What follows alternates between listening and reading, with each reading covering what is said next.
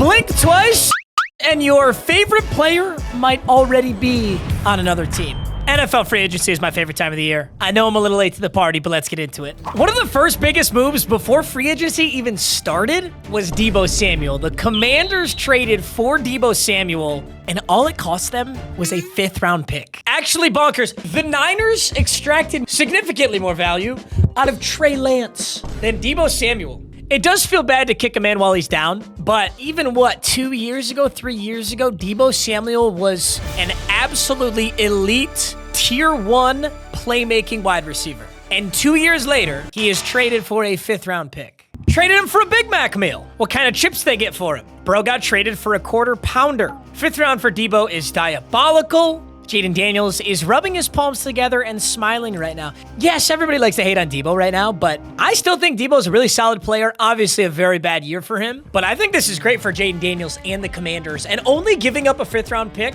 think of it this way. Here's another way to think about it. Could you get a wide receiver in the 5th round as good as Deebo Samuel? If you had asked that question 2 years ago, you'd be insane. Of course, you couldn't realistically do that. Now it's up for debate. Maybe Deebo comes back and has an awesome year, or maybe San Francisco is really smart to get any value for him.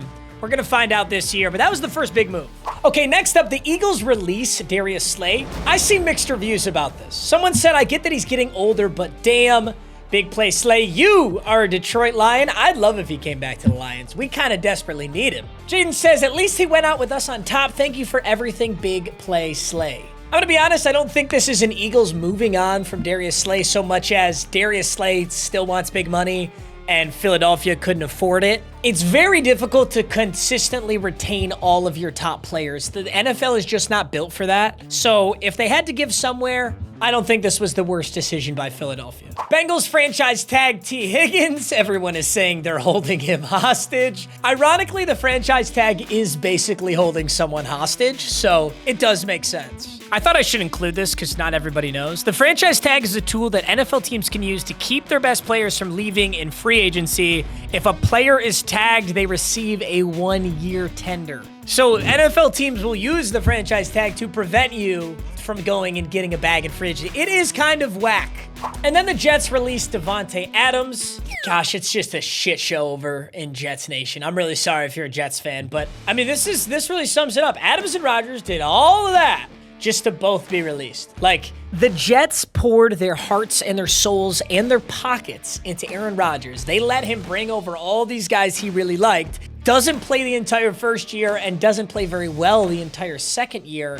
It just really sucks for the Jets. That's really all I can say. Eagles extend Saquon Barkley, absolute no-brainer. I actually thought this was a really good signing. I think Caleb Williams needs a solid offensive line and a solid coach and offensive coordinator to truly succeed. Kind of feels like he's had none of that. This was a really good trade for the Bears. Also, the Bears are technically in a position to take Ashton G in the draft. Don't know that they will. Maybe they'll stick with DeAndre Swift. I don't think DeAndre Swift is particularly good. Wait a second. The Bears also got Jonah Jackson? Dude, the Bears are making really good moves in free agency. They got Joe Thuney for a 4th round and Jonah Jackson for a 6th round? I assume this had some salary implications, like the Chiefs and the Rams just couldn't afford these guys, because I don't see how they're not worth more than that. I hate to say it the same way I did before, but the NFC North is going to be actually really scary once again, which is kind of bullshit because the whole entire NFC North did nothing in the playoffs, but like, whatever. Raiders released Gardner Minshew. I don't hate it. He was very mediocre. Sam Hubbard announces his retirement. I think this sums it up pretty well. What playing for the Bengals defense does to a man. Okay, now it starts to get really juicy, so let's get into it.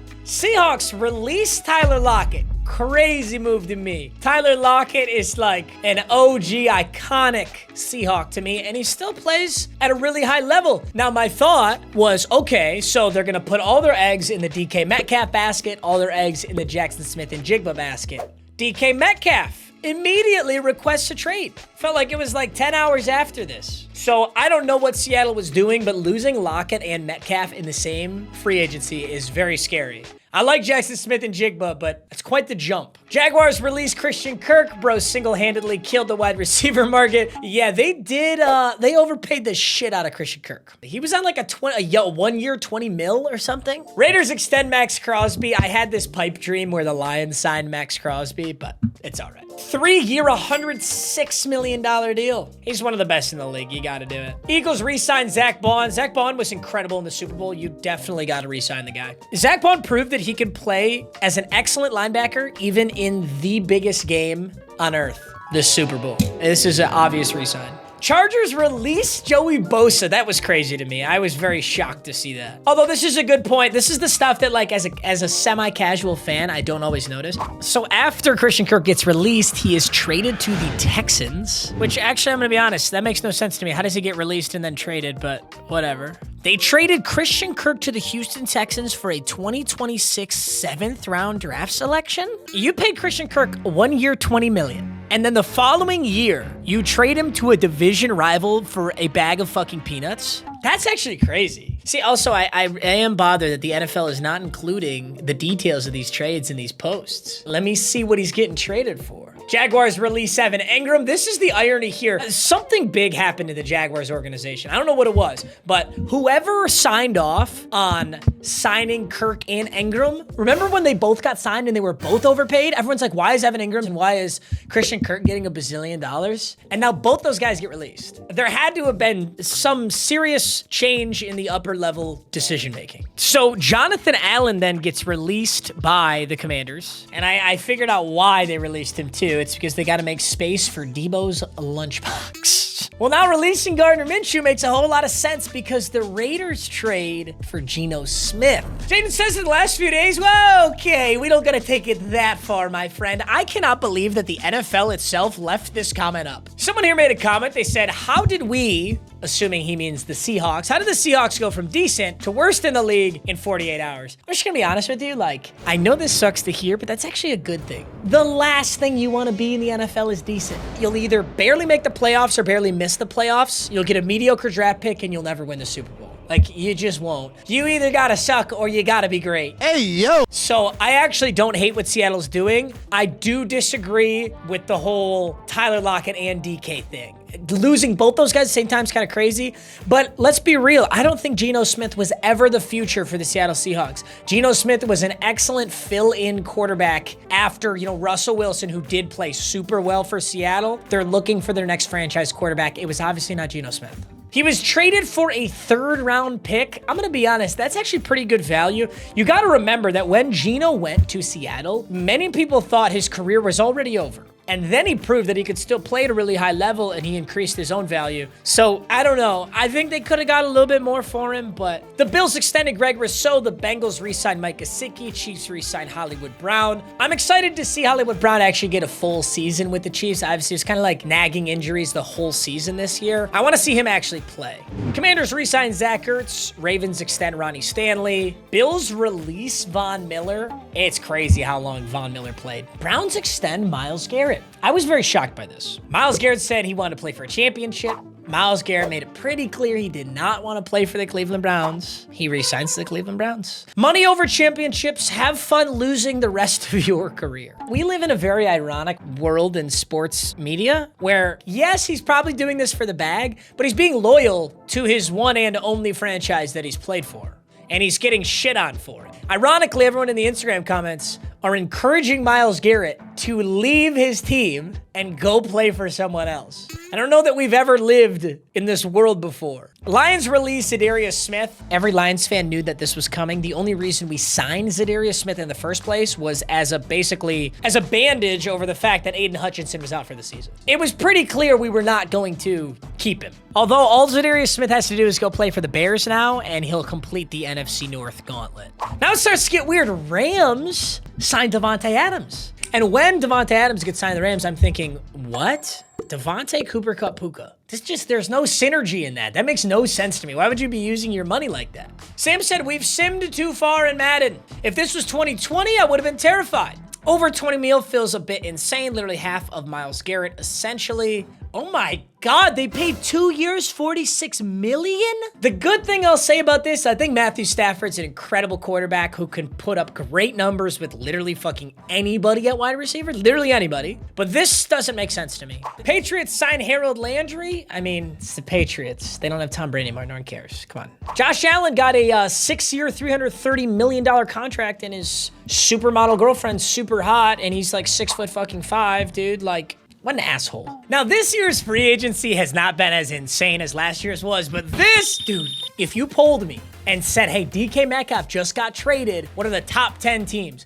The Pittsburgh Steelers would not have been on the list. The Pittsburgh Steelers would have been on the bottom 5 of teams that I thought were interested in DK Metcalf. I don't get it. It's awesome. This is a crazy trade, but I really don't get it. A few months before Christian McCaffrey got traded, I did a mock trade where a team offered the Panthers a first-round pick and a second-round pick for Christian McCaffrey. And the replies to that tweet were basically, you're an absolute moron. Christian McCaffrey is worth, at the minimum, 2 first-round picks. Nobody in their right mind would ever trade Christian McCaffrey for anything less than 2 first-round picks. That was the consensus reply. Casual, etc. You get it.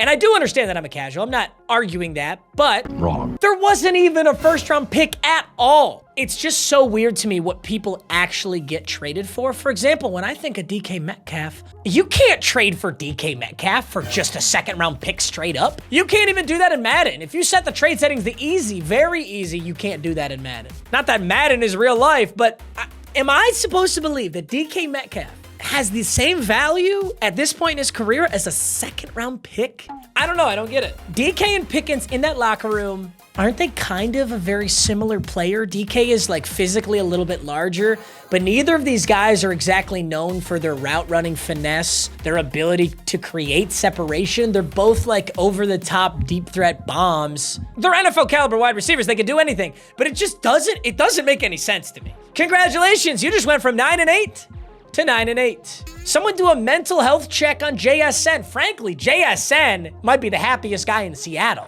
You drafted me, and then I had to sit behind Lockett and DK, and you're telling me all in the same season, you're just shipping them both out, and all of a sudden I'm wide receiver 1? JSN is gearing up to have a spectacular season and then get paid wide receiver 1 money. JSN's gearing up for his 5-year, $150 million contract. Falcons release Grady Jarrett. I don't know the ins and outs of this, but Grady Jarrett's really solid. Panthers extend JC Horn. Chargers re-sign Khalil Mack. Khalil Mack has continued to play at a high level despite his age, so I think that's a good re-sign. Christian McCaffrey got his super hot girlfriend pregnant. Congratulations, dude. You're handsome, ripped, and you're jacked, and you have sex. Like, what an asshole. Buccaneers got Hassan Reddick. I know Hassan Reddick kind of held out against the Jets for a little bit, and I didn't really hear of anything of him on the Jets. So either the Jets are just a pit where nobody wants to play well, or Hassan Reddick is washed. We're gonna find out. Okay, the Bears actually are going fucking dummy.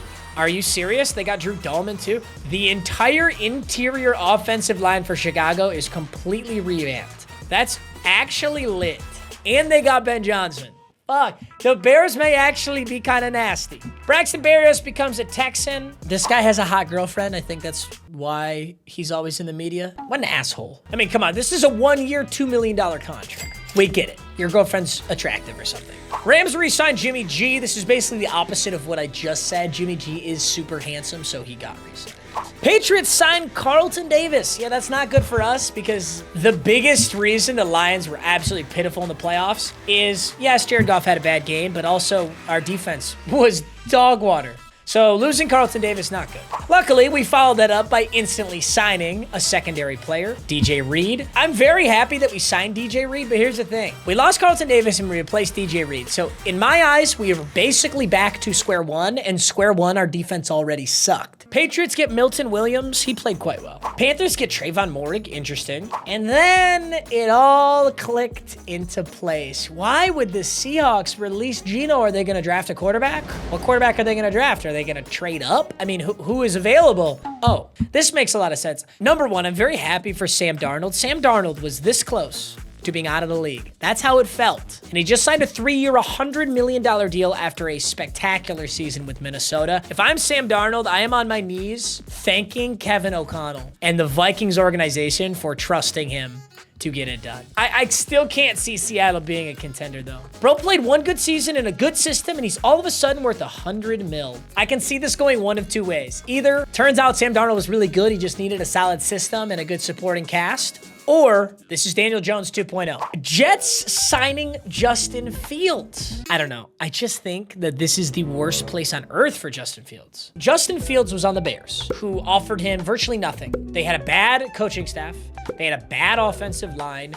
They were just bad. And on top of that, it accentuated how bad Justin Fields looked. He looked horrible. Justin Fields goes over to Pittsburgh while Russell Wilson is out. Justin Fields was the starter, and he played pretty good. Not gonna say he played great, but he played like 5 or 6 out of 10 football. And now he goes to the Jets. This is Chicago 2.0. They gave Justin Fields 2 years, $40 million with 30 mil guaranteed. I think in the best case scenario, I think I agree with this comment. He looked pretty good before Russ came in on the Steelers. If the Jets can get another wide receiver, this may end up being a good signing. I think that's Jets fan cope. I think Jets fans are really good at coping. Colts get Cam Bynum. Broncos get Talanoa Hufanga. Tell you one thing, the Broncos are getting scary. Bo Nix, shockingly good last year. Like, super impressive. If a man named Jaden Daniels didn't exist, Bo Nix gets Offensive Rookie of the Year. On top of that, Broncos defense was so good last year. And now they're loading up on more defensive talent. Talanoa Hufanga is great. Cardinals get Josh Sweat. I mean, I'm in Arizona, so I go to Cardinals games every once in a while. Josh Sweat played very well in the Super Bowl. I like the signing.